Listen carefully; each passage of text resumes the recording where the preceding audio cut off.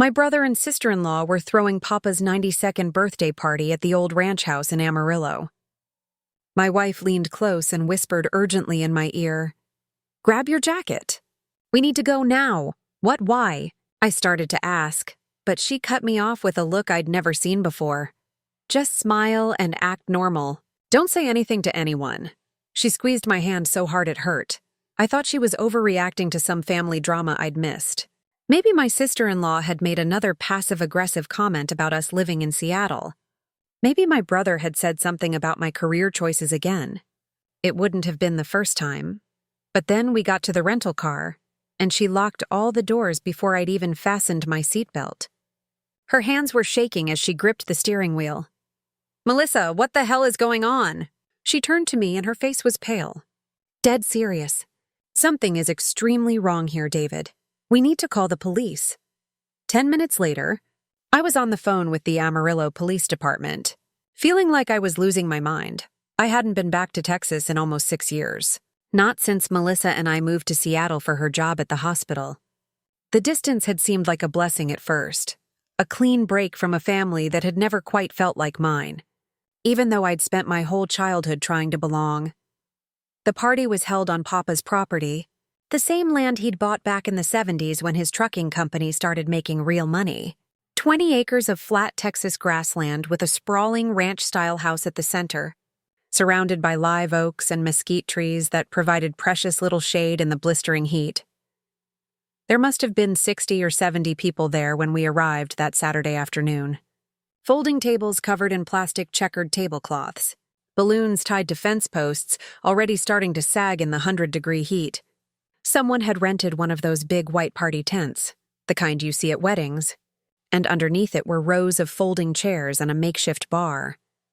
The whole scene had that manufactured cheerfulness that big family gatherings always have. Lots of noise and movement to cover up the awkwardness. The decades of unspoken resentments. The fact that half these people probably hadn't spoken to each other in years. I recognized maybe a third of the guests. My brother Cole was easy to spot. He'd put on weight since I'd last seen him, and his face had that ruddy, sun-damaged look that white guys who work outdoors in Texas always develop by their 40s. His wife Jennifer was flitting around with a clipboard, directing people like she was coordinating a military operation. My mother was holding court near the beverage table, wearing too much makeup and a floral dress that looked expensive. She'd always had a talent for making herself the center of attention, even at events that were supposedly about someone else. Dad stood a few feet away, hands in his pockets, nodding at whatever some elderly cousin was telling him. He looked older, grayer, more stooped. I felt that familiar tightness in my chest that always came with being around my family. That sensation of being on the outside looking in, even when I was standing right there in the middle of it all. "You okay?" Melissa touched my elbow. She'd met my family exactly twice before, once at our wedding and once at Dad's 60th birthday party. Both times had been uncomfortable enough that she'd stopped asking when we'd visit again. "Yeah, fine, just, family stuff." She squeezed my arm sympathetically. "We don't have to stay long. A couple hours, max." I nodded, grateful.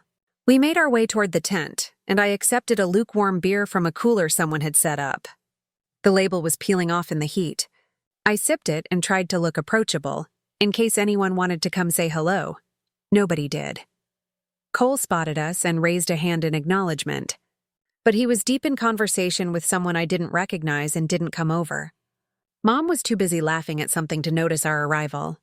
Dad gave me a slight nod, the kind of minimal greeting you'd give a stranger whose path you crossed in a parking lot. "Wow," Melissa muttered under her breath. "Warm welcome. Yeah, well, this is pretty standard." I'd spent most of my childhood feeling like a guest in my own home. The outsider, the one who didn't quite fit the family mold. Cole had always been the golden child, athletic, outgoing, mechanically inclined like Dad. He'd taken over the trucking company right out of high school, worked his way up from driving routes to management, and now he basically ran the whole operation alongside Dad. I, on the other hand, had been bookish, quiet, more interested in writing and literature than carburetors and freight schedules. I'd gone to college in Austin, studied journalism, worked at a few newspapers before pivoting into marketing. When Melissa got the offer in Seattle, I jumped at the chance to leave Texas behind. Should we say hi to someone? Melissa asked, looking around uncertainly. Before I could answer, Jennifer appeared, clipboard in hand, smiling that bright, slightly manic smile that suggested she'd already had 2 or 3 glasses of wine. David! Melissa, you made it! She air-kissed us both, leaving a faint scent of perfume and Chardonnay. The flight was okay? You're staying at the Hampton Inn, right? I left a list of restaurant recommendations at the front desk. Thanks, Jennifer. That was thoughtful. Of course. Family is everything. She said it like she was quoting a motivational poster. Papa is going to be so thrilled you're here. He talks about you all the time. That seemed unlikely, given that I hadn't actually spoken to Papa in over 4 years, but I smiled and nodded. When do we get to see him? I asked. Is he inside? Oh, he's resting right now. We'll bring him out in a bit for the big toast. You know how he is. Needs his quiet time. She said it with a laugh, like it was charming and not deeply weird that the guest of honor at his own birthday party was hidden away. Somewhere. Right. Of course, Jennifer. Squeezed my shoulder and moved on to intercept some other arriving guests. Melissa and I exchanged glances. Needs his quiet time? She repeated quietly. Papa always was a bit of a hermit, I said, though something about Jennifer's explanation sat wrong with me. He probably hates all this fuss. We wandered over to the food table, which was loaded with the usual Texas barbecue spread. Brisket, ribs, coleslaw, potato salad, dinner rolls. I made myself a plate I didn't really want, and found an empty spot at one of the tables under the tent. For the next hour, we made awkward small talk with distant relatives I barely remembered. An aunt asked what I did for a living and glazed over when I mentioned marketing. A cousin I hadn't seen since high school told me all about his boat. Someone's teenage daughter showed Melissa pictures of her horse. Nobody asked about Papa. Nobody mentioned how he was doing or whether he was excited about the party. It was like we were all gathered to celebrate an idea rather than an actual person. The weirdness of it was starting to get to me. This is bizarre, right? I said to Melissa during a lull in conversation. Doesn't this feel off to you? Little bit, she admitted. But I don't know your family well enough to say what's normal. This isn't normal, even for them. The sun was starting to sink lower in the sky, turning everything golden and hazy. Someone had started playing music through a portable speaker. Classic country, Willie Nelson, and Waylon Jennings. A few people were dancing near the bar area, moving slowly in the heat. I was halfway through my second beer, seriously considering making an excuse to leave early, when Jennifer got everyone's attention by clinking a fork against a glass. Okay, everyone! If we could all gather round. We're about to bring Papa out for the birthday toast. There was a ripple of excitement through the crowd. People set down their drinks and plates and moved closer to the house. I saw Mom dab at her eyes with a tissue, already emotional, and Dad put his arm around her shoulders. Cole emerged from the house first, walking backward, and I realized he was pulling a wheelchair. My stomach dropped. A wheelchair. Papa had never used a wheelchair. He'd always been fiercely independent, the kind of man who refused help with anything.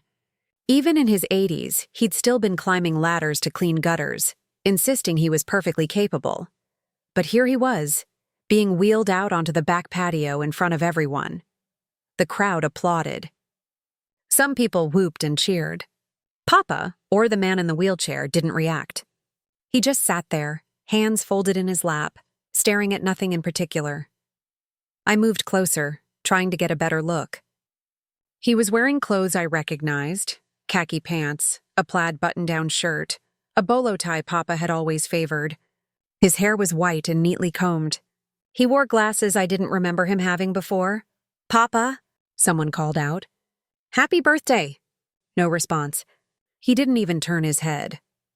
Cole positioned the wheelchair facing the crowd and stepped back, grinning. Mom came forward, tissue still in hand, and bent down to kiss the man's cheek. He didn't react to that either. My heart was pounding. Something was deeply, profoundly wrong. Speech! Speech! Someone started chanting, and others joined in. Jennifer laughed and waved them off. Oh, Papa doesn't do speeches anymore. You know how he is. But I know he's so grateful you're all here. This means the world to him. To all of us, she raised her glass. To Papa, 92 years young. Here's to the man who built this family, who taught us what hard work and loyalty mean. We love you, Papa. To Papa! Everyone chorused, raising their drinks. I didn't raise mine. I couldn't stop staring at the man in the wheelchair, at his stillness, his complete lack of response, the way his eyes seemed focused somewhere in the middle distance, like he was looking through us all rather than at us. That's when I felt Melissa's hand on my arm. When I looked at her, her face had gone white. David, she whispered. We need to leave. Right now. What are you talking about? I hissed as she started pulling me away from the crowd, back toward where we'd parked the car. Just come with me. Don't make a scene. Act normal. Melissa, what the hell? David, please, trust me. Something in her voice cut through my confusion. I'd been with Melissa for 8 years, married for 5, and I'd never heard her sound like this. Scared. Absolutely certain. Like she was trying to keep both of us safe from something I couldn't see. We made it to the rental car without anyone stopping us. Most people were still clustered around Papa's wheelchair, talking and laughing and taking photos. I saw Jennifer directing someone to get a picture of Papa with Mom and Dad. The man in the wheelchair sat motionless while they posed around him. Melissa unlocked the car with shaking hands. Get in. Will you please tell me what's happening? Get in. I got in. She did too, started the engine, and immediately locked all the doors with a decisive click. Then she gripped the steering wheel with both hands and took a long, shaky breath. That's not your grandfather, she said. I stared at her. What? That man in the wheelchair? That is not William Ramsey. That's someone else. Melissa, that's ridiculous. Of course it's Papa. He's just old, sick maybe. You haven't seen him in 6 years, so... David. She turned to look at me and her eyes were fierce, certain. I'm a nurse. I've worked in geriatrics for 12 years. I know what aging looks like. I know what dementia looks like, what stroke victims look like, what end-stage anything looks like. That's not it. Then what? That man has no cognitive response. None. He didn't react to voices, to touch, to his own name. He didn't blink when that camera flash went off 2 feet from his face. His breathing pattern is wrong. His posture is wrong. Maybe he's heavily sedated. Maybe. Or maybe that's not your grandfather at all. I felt like the car was spinning, even though we were sitting still in the parking area. You think what? Someone is pretending to be Papa? Why would anyone do that? I don't know. But look at his hands, David, look. I had looked. I'd seen his hands folded in his lap.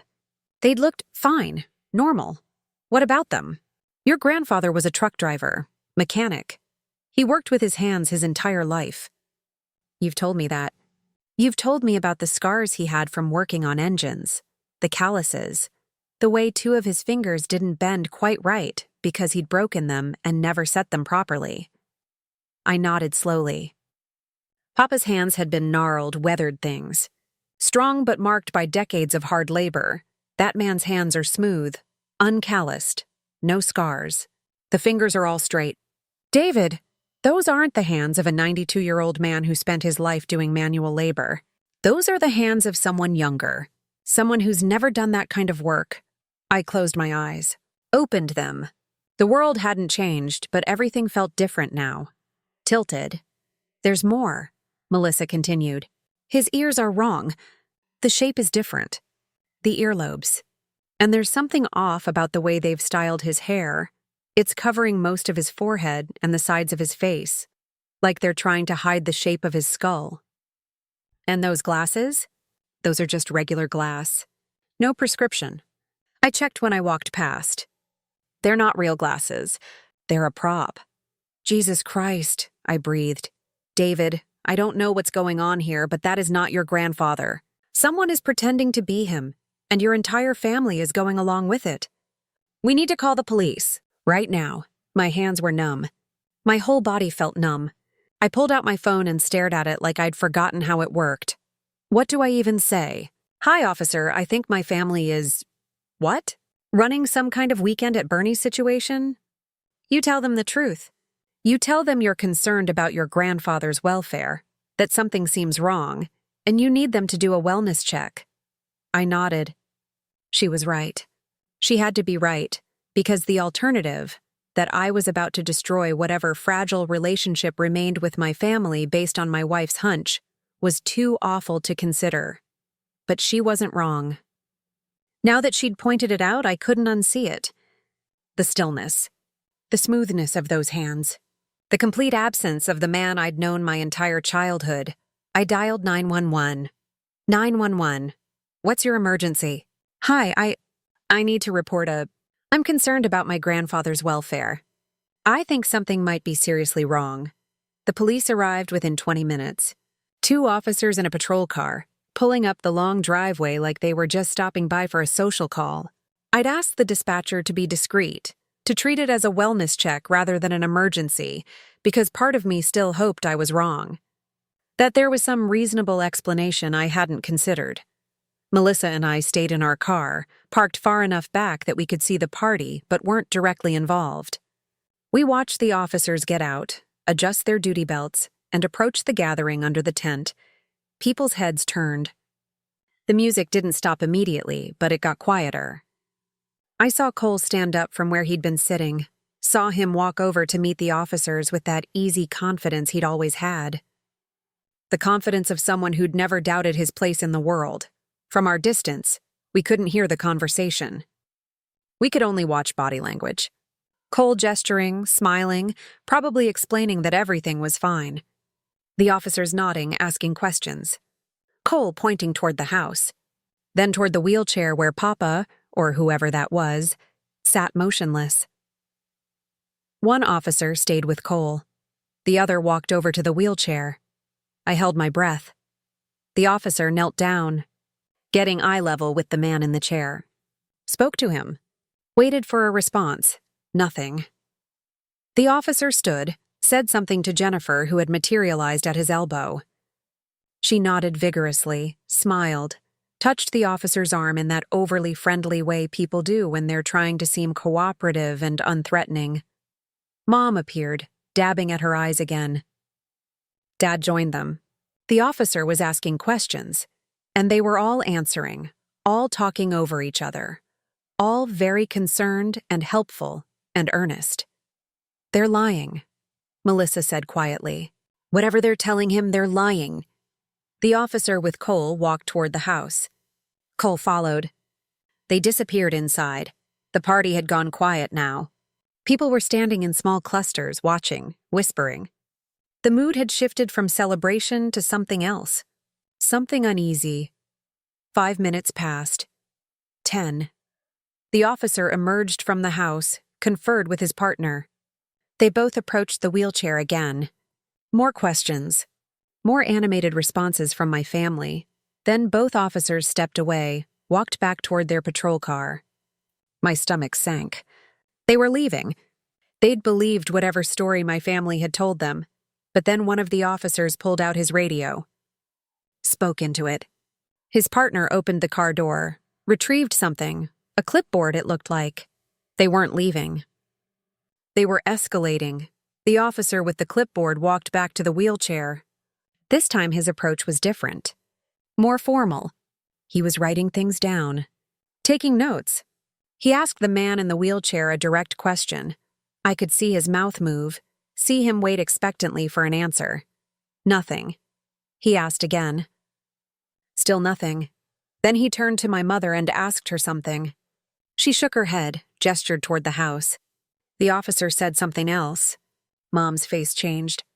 Her expression went from concern to defensive, her body language shifting from open to closed. Dad stepped in, putting himself between the officer and Mom. Cole joined them. Now all 3 of them were talking, and none of them looked friendly anymore. The affable, cooperative facade had cracked. The officer held up a hand, said something that looked like a command. Mom's mouth snapped shut. Cole crossed his arms. The other officer returned to the wheelchair. He bent down close, examining the man's face. Then he gently took one of the man's hands, turned it over, looked at the palm. Set it back down carefully. He stood up and said something to his partner. His partner nodded and spoke into his radio again. "They know," Melissa whispered. "They know something's wrong." The officer approached Cole, said something. Cole shook his head vehemently. The officer repeated whatever he'd said, more firmly this time. Cole's face went red. He jabbed a finger toward us, toward our car, and even from this distance I could tell he was yelling. The officer put a hand on his service weapon, not drawing it, just resting his hand there. A warning. Cole backed off, hands raised. Jennifer was crying now. Real tears, not the performative dabbing Mom had been doing. She'd sunk into one of the folding chairs and had her face in her hands. More cars were arriving. Not police this time. Unmarked vehicles. Detectives, maybe. Or social services. People in business casual clothing got out, approached the scene with badges held up. The party guests were leaving now, streaming toward the parking area in small groups, getting into their cars and driving away quickly. Nobody wanted to be there anymore. Nobody wanted to be associated with whatever this was turning into. One of the new arrivals, a woman in slacks and a blazer, approached the wheelchair. She had a brief conversation with the officers, then knelt in front of the man. She produced some kind of medical kit from her car, a blood pressure cuff, a pen light. She checked his vitals, shined the light in his eyes, asked him questions he didn't answer. Then she stood and walked directly to the house. Cole tried to follow her, but an officer stopped him. She disappeared inside. She was in there for a long time, 15 minutes, 20. When she emerged, her face was grim. She spoke to the officers in what looked like urgent tones, pointing back at the house, then at the wheelchair, then at my family. One of the officers pulled out handcuffs. "Oh my God," I said. "David, maybe we should—" But I was already out of the car, walking toward the scene, my legs moving on autopilot. I had to know. I had to understand what the hell was happening. An officer intercepted me before I got close. "Sir, I need you to stay back." "That's my family. That's my grandfather. What's going on? Is he okay?" The officer's expression softened slightly. "Are you David Ramsey?" "Yes. I'm the one who called." "Is Papa okay? Where is he?" The officer exchanged glances with his partner. "Sir, I think you should speak with Detective Morrison. She's inside. But I need you to prepare yourself. It's a complicated situation." "Complicated how?" "Just tell me if my grandfather is alive." The officer's face gave me the answer before his mouth did. "I'm very sorry, Mr. Ramsey. We're going to need you to come down to the station to give a statement." They arrested Cole, Jennifer, and my parents that evening. Not handcuffs and perp walk arrested, not at first. But they were taken in for questioning and held. The charges came later: fraud, identity theft, filing false documents, unlawful concealment of a death. The man in the wheelchair wasn't charged immediately. Turned out he was my uncle, Papa's younger brother Marcus, who I'd met maybe 3 times in my entire life. He'd always lived in Oklahoma, worked as a ranch hand, and kept to himself. I'd forgotten he even existed. He cooperated fully once the police separated him from the rest of the family. Told them everything. He seemed almost relieved. Papa had died 3.5 years ago. Heart attack in his sleep. Quick, peaceful, the way everyone hopes to go. Instead of reporting it, Cole had decided to keep it quiet. The ranch, the house, the business, all of it had been left to me in Papa's will. Cole had known about the will. Papa had told the whole family years earlier, had wanted to be transparent about his wishes. Cole had been furious. He'd worked alongside Papa his entire adult life, had taken over most of the day-to-day operations of the trucking company, had assumed the business would be his when Papa died. Instead, Papa had left the controlling interest to me, the grandson who'd left Texas, who wanted nothing to do with the family business, who'd abandoned them for Seattle.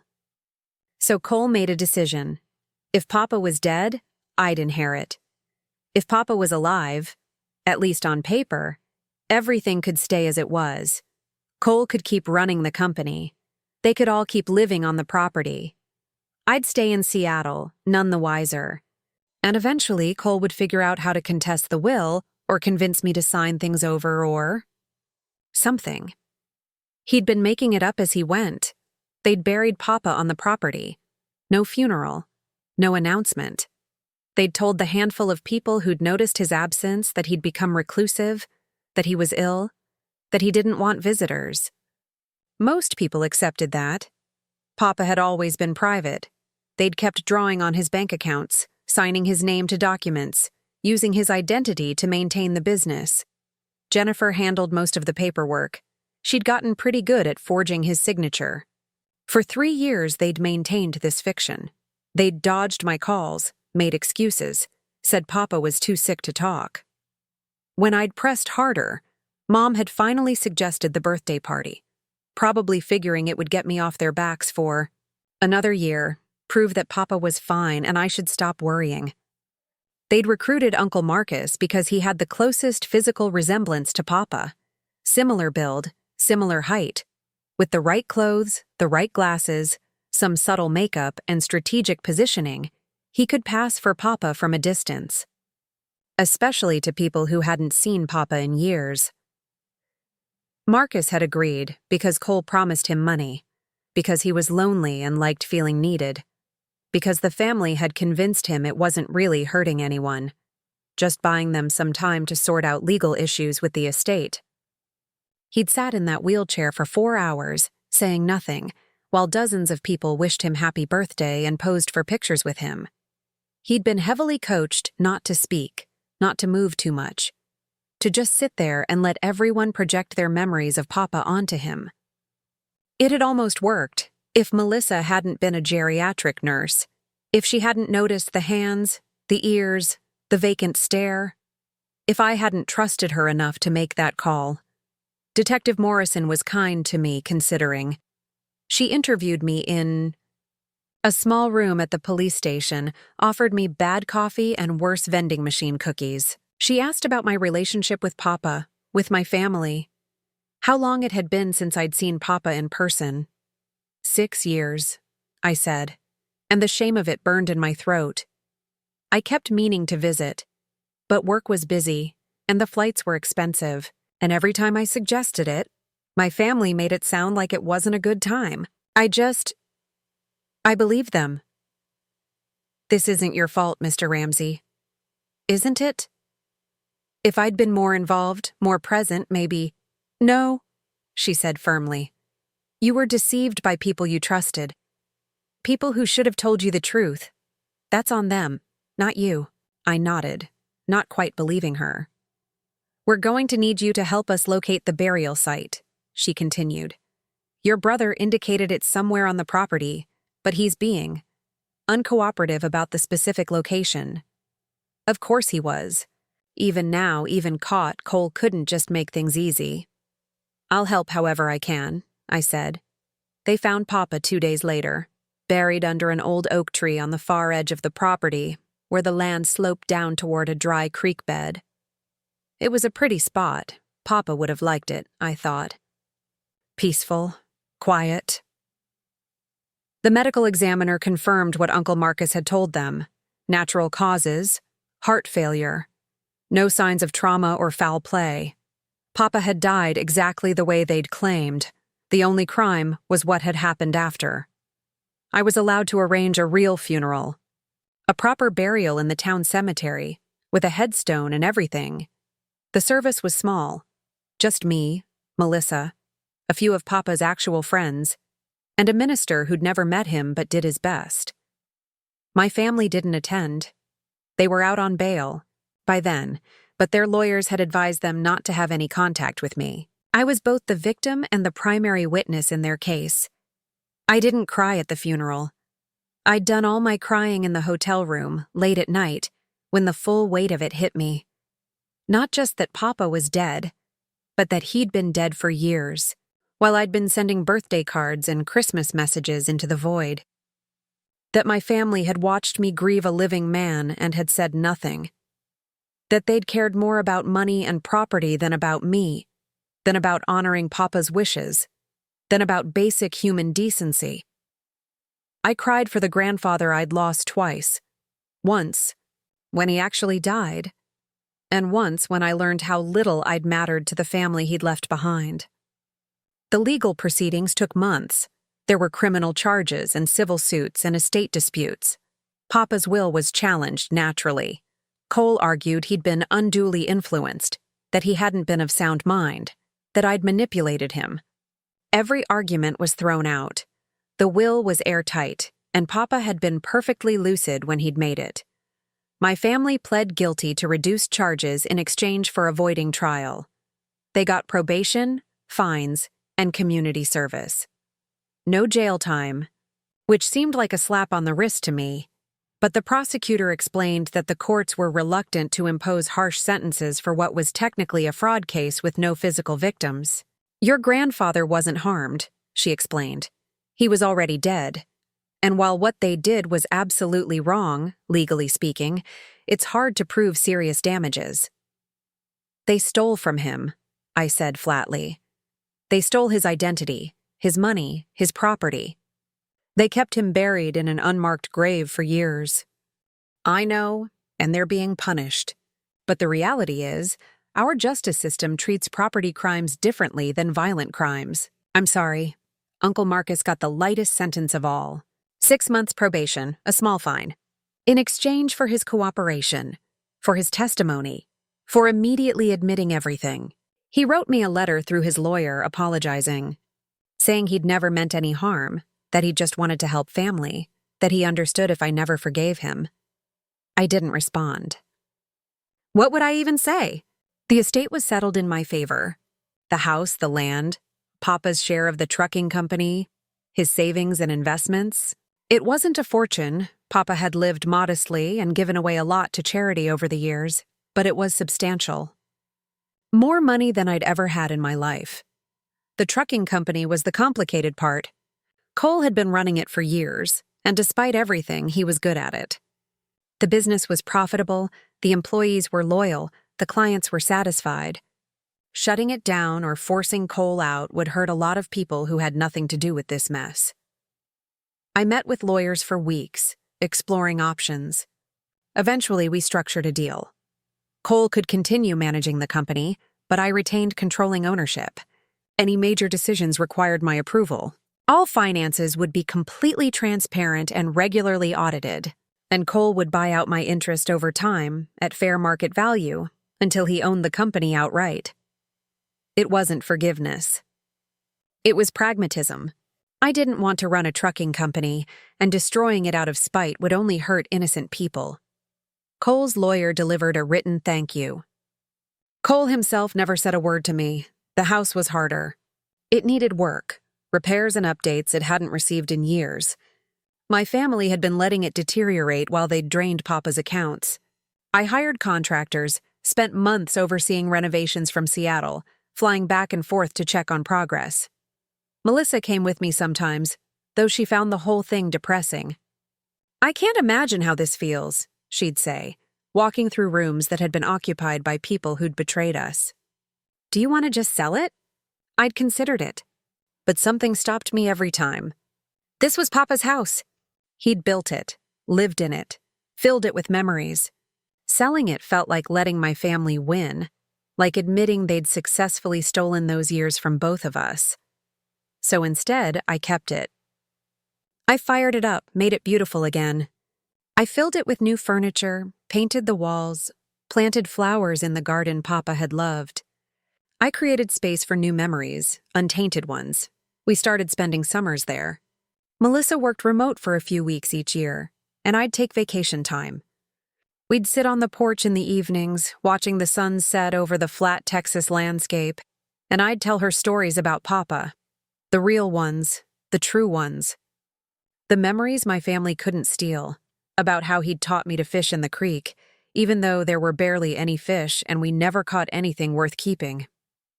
About how he'd let me help in his workshop, patiently showing me how to measure and cut and sand. About how he'd listened, really listened, when I'd talked about wanting to be a writer, never once suggesting I should do something more practical.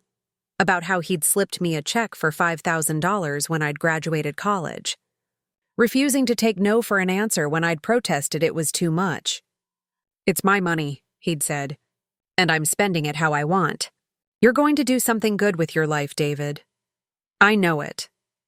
Those were the stories that mattered, not the legal battles or the betrayals or the bizarre, grotesque puppet show my family had staged. Just a grandfather who'd loved his grandson, who'd seen something in him that his own parents hadn't, who'd made sure he knew he was valued. I haven't spoken to my parents since that day at the ranch. Not a single word. They've tried, letters delivered through their lawyer mostly. Never direct apologies, just vague statements about how I don't understand what it was like, how they did what they thought was best, how I've torn the family apart by overreacting. My mother's final letter, sent about a year after everything fell apart, actually blamed me for the whole situation. Said if I hadn't abandoned the family by moving to Seattle, Papa never would have written me into his will. Said I'd always been ungrateful and difficult. Said I'd destroyed their lives for money I didn't even need. I burned that letter in the fireplace at Papa's house. Melissa and I roasted marshmallows over it. It felt appropriate. Cole has never reached out at all. No letters, no emails, no attempts at reconciliation. The lawyers handle all business communication related to the trucking company. I get quarterly reports. The check's clear. That's the extent of our relationship now. Sometimes I wonder if I handled it wrong. If I should have just walked away, let them have it all, avoided the years of legal drama and family destruction. If I should have been the bigger person, should have found a way to forgive. But then I think about Papa, buried under that tree for 3.5 years while my family cashed his checks and lived in his house and pretended he was just upstairs napping. I think about the birthday parties they threw for a man who was dead. The elaborate charade with Uncle Marcus in a wheelchair, the way they'd looked me in the eye and lied, over and over, for years, and I don't feel guilty anymore. The media attention was the worst part, honestly. Worse than the legal proceedings, worse than the family implosion. Because once the story broke, and it did break explosively, we became a spectacle. A cautionary tale, a punchline. Someone at the party had filmed parts of the celebration on their phone. They'd captured Jennifer's toast, the moment when everyone raised their glasses to Papa, the eerie stillness of Uncle Marcus in that wheelchair. The video was grainy and shaky, but it was enough. It hit Reddit first, then Twitter, then the local news picked it up, and then the national news, and suddenly we were everywhere. Texas family fakes dead patriarch's birthday party. Weekend at Grandpa's, the bizarre case of identity. Theft from beyond the grave. Man impersonates deceased brother at birthday party to maintain fraud. The headlines got increasingly sensational. Talk shows made jokes about it. TikTokers created reenactments. There were memes, so many memes. Pictures of Uncle Marcus, in the wheelchair with captions like, "When you're dead inside but still have to show up to family," functions, or me pretending to be interested in my relatives, stories, people I hadn't spoken to since high school were suddenly sliding into my DMs, asking if I was that David Ramsey, telling me how crazy the whole thing was, asking for insider details they could share with their friends. I deleted all my social media accounts. Melissa did too. But it didn't matter. People found ways to contact us anyway. Reporters called the hospital where Melissa worked. A true crime podcaster showed up at our apartment building in Seattle and tried to intercept us in the parking garage. "Mr. Ramsey, just a few questions about your grandfather's death. Did you have any suspicions before the party? How do you feel about your family now?" I'd brushed past her without responding, but my hands had been shaking so badly I'd dropped my keys twice trying to unlock our apartment door. The internet had opinions, naturally. Everyone had opinions. We were heroes for exposing the fraud. We were villains for destroying a family over money. We were idiots for not figuring it out sooner. We were geniuses for catching subtle details. Melissa was a saint. Melissa was a busybody who should have minded her own business. I made the mistake of reading the comments on one news article. Just once, late at night when I couldn't sleep and my judgment was impaired by exhaustion and grief. This guy really called the cops on his own family over an inheritance? That's cold. The grandfather wanted the grandson to have it. The family literally committed fraud. What's hard to understand? Imagine being so estranged from your family that you haven't seen your grandfather in 6 years, and then you swoop in and take everything. Sounds like there's more to this story. Why did the grandfather leave everything to the grandson who abandoned the family instead of the son who stayed and ran the business? Something's fishy. That wife sounds like a real piece of work. Probably convinced him to call the police so she could get the money. That last one made me close my laptop so hard I nearly cracked the screen. Melissa, who'd been reading beside me in bed, had looked over with concern. "You're reading comments, aren't you?" "No. David. Okay, yes. But I'm stopping now." She'd taken the laptop away from me, set it on her nightstand, and wrapped her arms around me. "Those people don't know us. They don't know your family. They don't know anything except what they've read in a headline. Their opinions don't matter. They think we're monsters. Some of them think we're heroes. But it doesn't matter what any of them think, because they weren't there. They didn't know your grandfather. They didn't see what we saw. They're just noise." She was right, of course. But the noise was deafening. The worst came from people who claimed to know my family. Anonymous comments on local news sites, posts in Amarillo Facebook groups, people defending Cole and my parents, insisting they were good people who'd just made a mistake, who were being crucified by an ungrateful son who'd never appreciated what he had. I've known the Ramsey family for 30 years. Cole is a good man who worked himself to the bone for that company. The grandfather was losing his mind toward the end. That probably wasn't even valid. David's just in it for the money. Jennifer Ramsey has done so much charity work in this community. She volunteers at the food bank. She organized fundraisers for the children's hospital. She made one mistake and now her life is ruined. Where's the compassion? The grandfather was always kind of strange. Very controlling. I'm not surprised he'd pit his family against each other like this, even from beyond the grave. Sad situation all around. I wanted to respond to every single one, to explain that charity work doesn't excuse fraud, that Papa hadn't been losing his mind. He'd been perfectly lucid and had every right to leave his property to whomever he wanted. That this wasn't one mistake but years of calculated deception. But Melissa stopped me every time. You can't win against the internet. Don't even try. Eventually, new scandals emerged. Other stories captured public attention. We faded from the headlines, became old news, were forgotten by everyone except the true crime community, who periodically resurrected our story for podcast episodes and YouTube videos. I still get Google alerts sometimes. The Ramsey birthday party fraud, where are they now? Articles that rehash the same basic facts, speculate about our current lives, sometimes include outdated photos scraped from social media accounts I deleted years ago. I don't read them anymore. Therapy helped. Both individual counseling and couples therapy, because this whole thing had affected our marriage in ways I hadn't anticipated. Melissa had nightmares for months after the party. Dreams where she was paralyzed and couldn't warn me about danger, where she was screaming but no sound came out, where she watched me get hurt and couldn't intervene. She'd wake up gasping, reaching for me in the dark to make sure I was really there. "I keep thinking about what would have happened if I'd been wrong," she told her therapist during one of our joint sessions. "If I'd convinced David to call the police and it really had been his grandfather, just sick or sedated or something, we would have destroyed his family relationships for nothing. Everyone would have thought I was paranoid and crazy.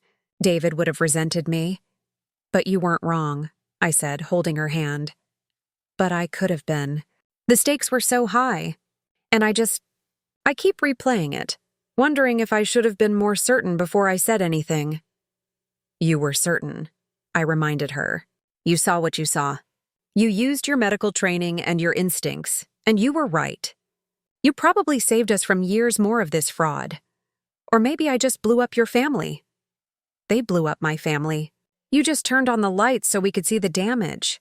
My own therapy focused on different issues. Grief, primarily, not just for Papa's death, but for the family I'd thought I had. For the illusion of connection I'd been maintaining for years. The belief that despite the distance and awkwardness, they were still my family and they still cared about me. You're mourning a relationship that never existed, my therapist, Dr. Chen, explained. Or rather, that existed only in your imagination. The reality was that your family was willing to deceive you indefinitely for financial gain. That's not love. That's not even basic respect. But they weren't always like this, I protested. When I was a kid, when you were a kid, you were useful. You were part of the family unit. But when you grew up and made choices they didn't approve of, moving away, choosing a different career, building a life that didn't center them, they essentially wrote you off. The fraud just made that explicit. It was harsh, but it was true. I'd been grieving people who'd stopped being my family years before Papa died. I just hadn't wanted to see it. Dr. Chen helped me work through the guilt, too. The crushing weight of what if I'd visited more, and if only I'd been more involved. And maybe if I'd stayed in Texas, none of this would have happened. You were living your life, she said. You were building a career, a marriage. You were calling, trying to maintain contact. They were the ones who cut you off. They were the ones who lied.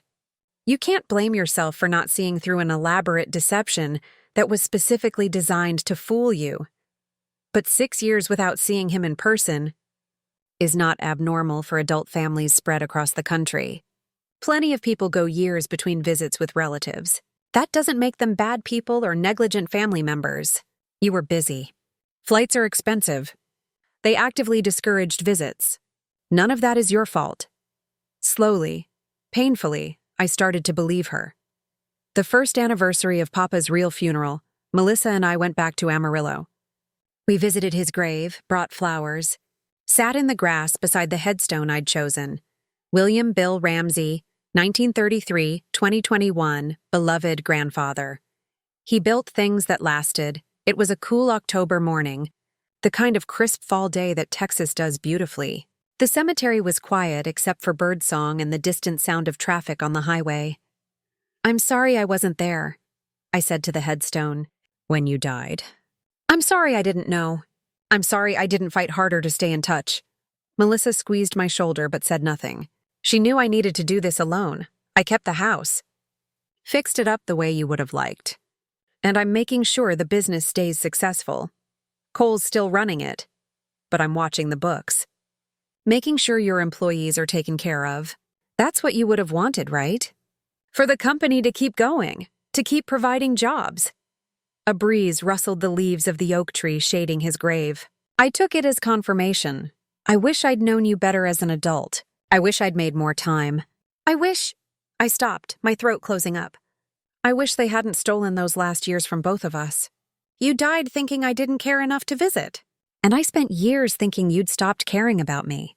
And neither of those things was true. But we'll never get the chance to know that. To fix it, I wiped my eyes with the back of my hand. Melissa handed me a tissue without comment. But I know why you left me the estate. I think I finally understand. It wasn't about the money or the property. It was about giving me roots. A connection to where I came from, even if I'd chosen to make my life somewhere else. You wanted me to have something solid, something that would last, something that would remind me I came from people who built things, who worked hard, who kept their word. I placed my hand on the cool marble of the headstone. I promise I won't waste it. I promise I'll honor what you built.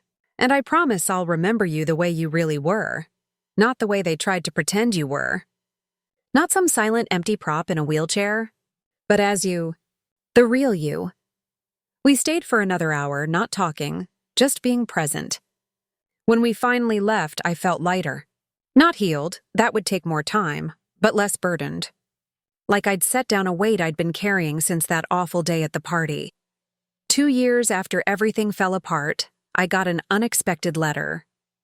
Not from my family, from Papa's lawyer, Mr. Hendricks, the one who'd first contacted me about the estate.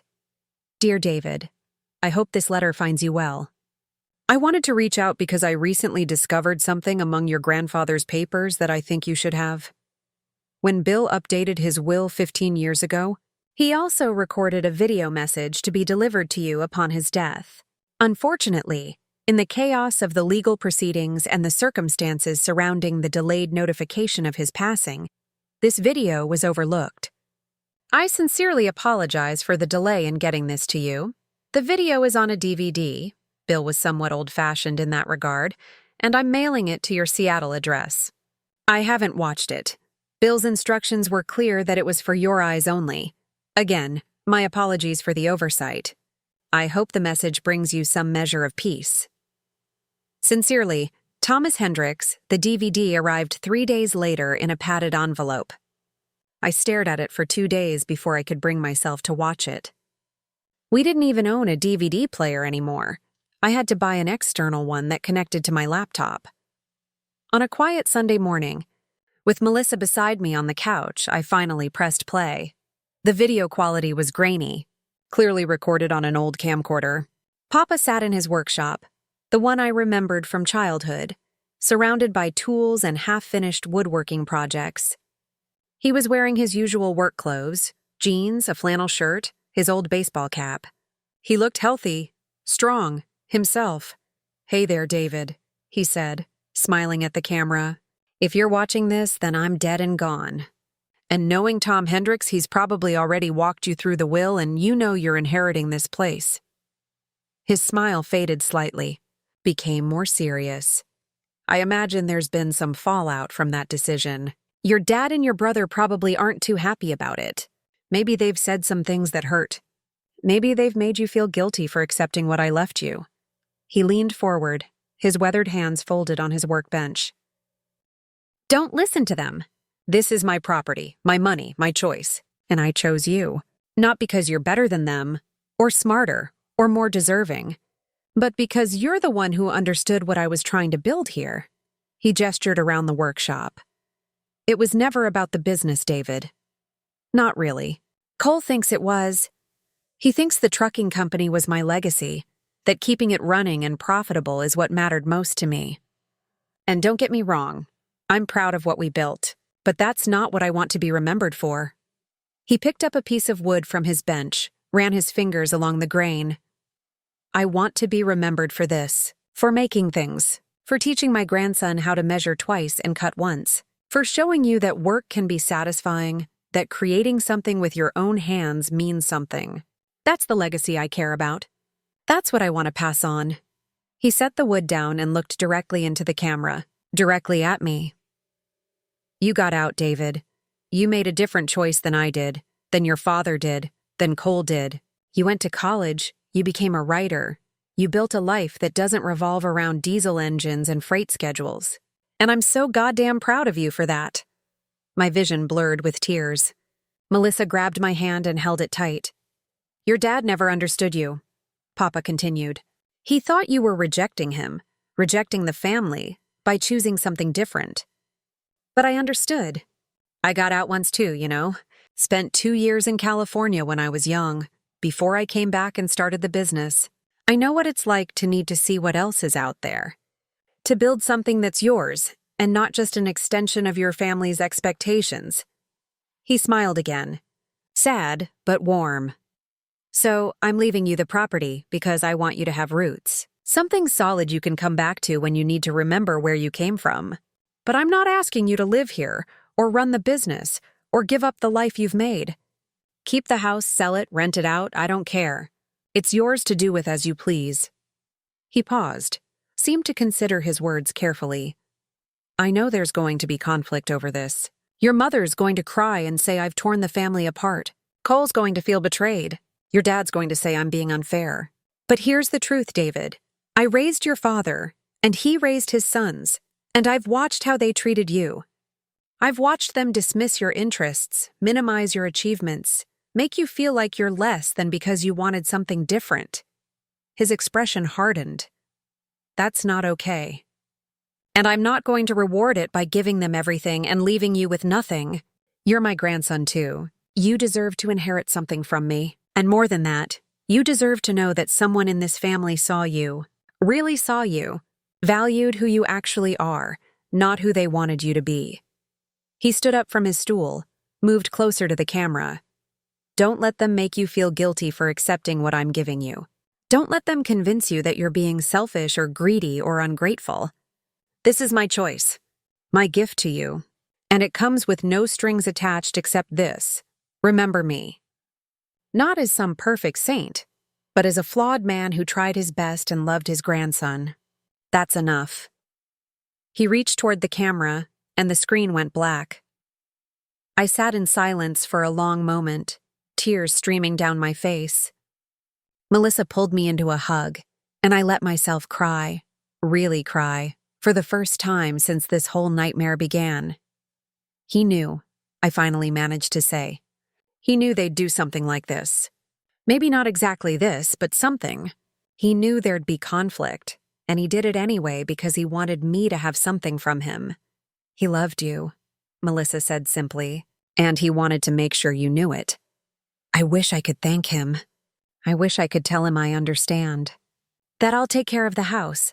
That I'll remember everything he taught me, He knows, she interrupted gently. Wherever he is, however you believe that works, he knows. You didn't give up when your family tried to erase him. You fought for the truth. You honored his wishes. He knows. I watched the video 3 more times that day, and then finally I was ready to let it go. Not to forget, never to forget, but to move forward. It's been 5 years now since that birthday party. 5 years since my wife looked at a man in a wheelchair and knew, with absolute certainty, that something was wrong. 5 years since everything I thought I knew about my family fell apart. Life has settled into a new normal. Melissa and I still live in Seattle most of the year, but we spend summers in Amarillo now. We've made friends there. Real friends, not people connected to my family or their history. We've gotten involved in the community. I even joined the board of the local library, which Papa would have gotten a kick out of. The house is beautiful now. We restored it with care, keeping the things Papa loved, his workshop, the big oak dining table he built, the porch swing, while updating everything else. It feels like ours now, not like we're living in someone else's space, not like we're haunted by the people who once filled these rooms with their lies. The trucking company is thriving. Cole's good at what he does, I'll give him that. The quarterly reports show consistent growth. The employees seem happy. I've met with some of them. They remember Papa fondly, speak highly of Cole's management. That's enough for me. In another 10 years, Cole will have bought out my share completely and will have no remaining business connection. I can live with that. I never heard from my parents again after that final letter. No birthday cards, no Christmas emails, no olive branches extended. It's like I died too. Ceased to exist in their narrative. Sometimes that hurts. Most of the time, I'm just relieved. Cole sent a single email about 2 years ago. No greeting, no pleasantries. Just, the oak tree where Papa was buried temporarily is dying. Do you want it removed or treated? I had it treated. It costs $3,000 to save a tree on property I barely use, but it mattered. That was where Papa had rested, even if just for a while. That tree had stood witness. It deserved to live. Cole wrote back, "Okay, I'll make sure it gets done." That was the extent of our reconciliation. Uncle Marcus died last year. Heart attack, like Papa. His obituary was brief, mentioned his years working in Oklahoma, his service in Vietnam, survived by a daughter I didn't know he had. No mention of the birthday party, the wheelchair, the fraud. No mention of his brief, bizarre role in our family's implosion. I thought about going to his funeral. Decided against it. I bore him no ill will. He'd been used too in his own way. But I also had no desire to risk running into my family, and his funeral seemed like the kind of event where awkward reunions happened. I sent flowers instead. White lilies. The card said, "Rest in peace, Uncle Marcus. I hope you found what you were looking for." I don't know if his daughter understood the message. I don't know if anyone did, but it felt right. Last month, Melissa and I found out we're having a baby. A girl due in January. We haven't told anyone yet except our closest friends. But sitting on the porch at Papa's house, our house, watching another Texas sunset, I found myself talking to him again. "You're going to be a great grandfather," I said to the empty air. Well, you would have been. If things had been different, Melissa, her hand resting on her still small belly, smiled at me. What are you going to tell her? About your family? About what happened? I'd been thinking about that a lot. What do you tell your child about the grandparents they'll never meet? About the uncle who committed fraud? About the great-grandfather who was buried secretly and impersonated at his own birthday party? The truth, I decided. Eventually. When she's old enough to understand. I'll tell her about Papa, the real Papa. How he taught me to build things. How he believed in me when others didn't. How he left me something precious not because I earned it, but because he loved me. And I'll tell her about the people who tried to take that away and why we don't see them anymore. That's going to be a hell of a story. Yeah, but she deserves to know where she comes from. The good and the bad. The beauty and the ugliness. All of it. I looked out at the property, at the land Papa had bought and built on and loved. At the workshop where he'd spent countless hours creating things with his hands. At the oak tree that had nearly died but had been saved, its leaves rustling in the evening breeze. And I'll tell her about her great-grandfather who built things that lasted. Who worked hard and kept his word and loved his grandson enough to give him roots, even when it would have been easier to choose someone else. That's the legacy I want her to know. Not the fraud or the betrayal or the family drama, just him. The man he actually was. Melissa leaned her head on my shoulder. He would have loved her. Yeah, I said, my throat tight. He really would have. We sat there as the sun dipped below the horizon, painting the sky in shades of orange and purple and deep blue. Somewhere in the distance, a meadowlark called out. The air smelled like dry grass and the faint sweetness of the flowers Melissa had planted along the fence line. For the first time in 5 years, I felt something close to peace. Not happiness exactly. Too much had been lost for that. But acceptance, understanding, the bone-deep knowledge that I'd done the right thing, even when it was hard. Even when it cost me. Papa had built things that lasted. And now, so would I. Not a business or a property or a financial legacy, but something better. A family built on truth instead of lies. On love instead of obligation. On choosing each other instead of being trapped by blood. My daughter would know her great-grandfather through stories. Through the house he built, and the lessons he taught and the love he gave. She'd never meet him, but she'd understand what he meant. What he represented, that would have to be enough. And somehow, sitting there in the twilight with my wife and our unborn child, on land that had been fought over and lied about and nearly destroyed our family, it was 5 years after a bizarre birthday party exposed a family fraud.